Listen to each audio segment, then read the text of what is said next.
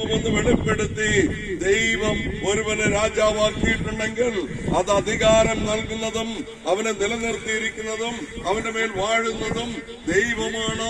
അവൻ ജീവിക്കുന്ന ദൈവമാണെന്ന് തിരിച്ചറിയാൻ മറന്നുപോയത് കൊണ്ടോ നിന്റെ അപ്പനായ നെബൂഖദ്നേസറിനെ അവൻ മൃഗങ്ങളെ പോലെ പുല്ല് തിന്നുന്നവനാക്കി 7 വർഷക്കാലം അവനെ മനുഷ്യരുടെ നിന്ന് നീക്കിയത് നിനക്കറിയാമായിരുന്നിട്ടും ഒന്നുകൂടെ വ്യക്തമായി പറഞ്ഞാൽ, ദൈവത്തെ തള്ളുന്ന മനുഷ്യ, ദൈവം നിന്നെ അനുഗ്രഹിച്ചോ, ദൈവം നിന്റെ തലമുറകളെ അനുഗ്രഹിച്ചോ, ദൈവം നിന്റെ തൊഴിൽ മേഖലകളെ അനുഗ്രഹിച്ചതോ ദൈവത്തിന്റെ കൃപയാണെന്ന് തിരിച്ചറിയുവാൻ കഴിയാതെ എന്റെ സമ്പത്ത് കൊണ്ടോ എന്റെ കരുത്ത് കൊണ്ടോ എന്റെ ബുദ്ധി കൊണ്ടോ എന്റെ ശക്തി കൊണ്ടോ ഞാൻ ഇവിടം വരെയും എത്തിയിരിക്കുന്നു എന്നുള്ള ചിന്ത നിന്നെ ഭരിക്കുന്നുവെങ്കിൽ ഒരു കാര്യം വളരെ വ്യക്തമാണ്, ദൈവം മനുഷ്യരുടെ നമ്മെ നീക്കിക്കളയും.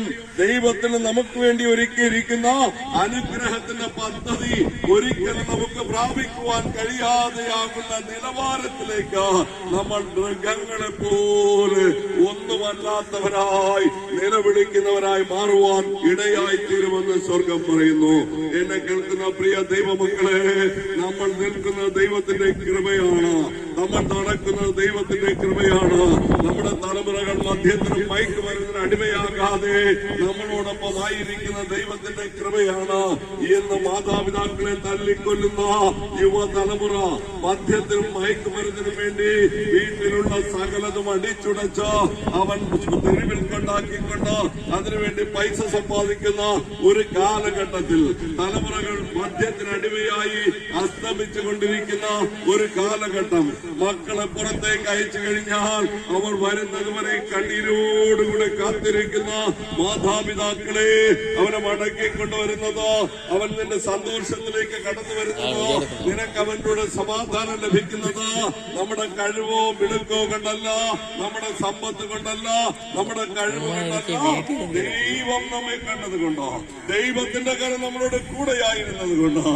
അങ്ങനെ ആ ചക്രവർത്തിയെ നോക്കി വളരെ വ്യക്തമായി ദാനിയേൽ പ്രവാചകൻ വിളിച്ചു പറയുന്നു, അഹങ്കാരി, ഒരു കാര്യം നീ തിരിച്ചറിയോ, നിന്റെ അപ്പനോട് ദൈവം ഇടപെട്ടത്, നിന്റെ അപ്പൻ ചെയ്ത ആ തിന്മയ്ക്ക് അവൻ മൃഗങ്ങളോട് കൊല്ലു തിന്നുന്നവനായി മാറിയെന്ന് നീ അറിഞ്ഞിട്ടും നീ ഇത് ചെയ്തത് കൊണ്ടോ നിന്റെ രാജ്യത്വം ഇന്ന് അസ്തമിക്കുവാൻ ഇടയായിത്തീരും. എന്നെ കേൾക്കുന്ന പ്രിയ സഹോദര സഹോദരി, യേശു ആരെന്ന് നമ്മൾ രുചിച്ചറിഞ്ഞിരിക്കുന്നു. യേശു നമുക്ക് വേണ്ടി ജീവൻ നൽകിയ ദൈവമാണ്. കാൽവരിയിലെ യാഗമെന്ന് പറയപ്പെടുന്നത് നമ്മുടെ പാപങ്ങൾക്ക് വേണ്ടിയുള്ള പരിഹാരമാണ്. കാൽവരിയിൽ അവൻ നമുക്ക് വേണ്ടി ജീവൻ നൽകി നമ്മെ വീണ്ടെടുത്തത് കൊണ്ടാണ് നമ്മൾ നിത്യജീവന്റെ അവകാശിയായി തീർന്നിരിക്കുന്നത് എന്നുള്ള സത്യം തിരിച്ചറിഞ്ഞിട്ടും ദൈവത്തിന് കൊടുക്കാനുള്ള മഹത്വം നമ്മൾ കൊടുക്കേണ്ട രീതിയിൽ കൊടുക്കുന്നുണ്ടോ എന്ന് നാം ഒന്ന് വിചിന്തനം ചെയ്യണം. ഇല്ല, എനിക്ക് സമയം കിട്ടുമ്പോൾ ദൈവത്തെ ഉയർത്താം, എനിക്ക് സമയം കിട്ടുമ്പോൾ ദൈവത്തെ ആരാധിക്കാം, എനിക്ക് സമയം കിട്ടുമ്പോൾ എന്റെ മക്കളെ ദൈവസന്നിധിയിലേക്ക് അയക്കാമെന്നൊക്കെ ചിന്തയാണ് നമ്മളെ ഭരിക്കുന്നതെങ്കിൽ ഒരു കാര്യം മനസ്സിലാക്കുക, നമ്മുടെ പാപം നമ്മുടെ പടിവാതിൽക്കൽ തന്നെയുണ്ട്.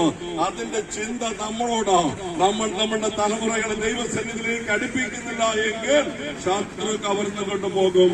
അത് നമ്മുടെ നാശത്തിനിടയായിത്തീരും. യേശു പറയുന്നു, ഞാൻ ആരാണെന്ന് നീ നിന്റെ മക്കളിലേക്ക് പകർന്നു നൽകണം, മക്കളുടെ മക്കളിലേക്ക് പകർന്നു നൽകണം. അങ്ങനെ